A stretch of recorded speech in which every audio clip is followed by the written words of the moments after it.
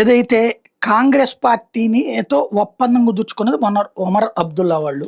దాదాపుగా లోయలో ఉన్నటువంటి సీట్లని తాముంచుకుని జమ్మూలో ఉన్నటువంటి సీట్లు అత్యధికంగా కాంగ్రెస్ పార్టీకి ఇచ్చారు. తీరా చూస్తే కాంగ్రెస్‌కి దాదాపు 40, 50 దాకా ఇస్తే 3, 4 కూడా గెలుచుకోలేకపోయింది.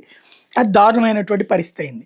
దాంతో ఒక రకంగా కాంగ్రెస్‌కినును వీళ్ళకి మధ్యన పెద్ద చెడిందనే జెప్పాలి. ఇట్లాంటి సందర్భంలో ఇప్పుడు కీలకమైనటువంటి పరిణామం చోటు చేసుకుంటున్నటువంటిది ఏంటయ్యా అంటే ఆహ్ ఏదైతే వీళ్ళకి కాంగ్రెస్‌కి అప్పుడు సీట్లలో ఆఫర్ చేసిందంటే ఒక రాజ్యసభ సీటు.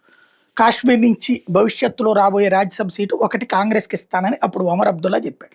ఇప్పుడు ఆ ఊసు ఎత్తట్లేదు. ఎందుకంటే మీకు ఇచ్చిన దాంట్లోనే బోలెడంత లాస్ చేశారు. ఆల్రెడీ మంత్రివర్గంలో తీసుకోలేదు కాంగ్రెస్ పార్టీ. పైగా ఇప్పుడు రాజ్యసభ స్థానం కూడా ఇవ్వడానికి నిరాకరిస్తున్నాడు ఒమర్ అబ్దుల్లా అన్నటువంటిది తాజా అంశం. తద్వారా కాంగ్రెస్‌కి జల్లగొట్టినట్టు అవుతోంది.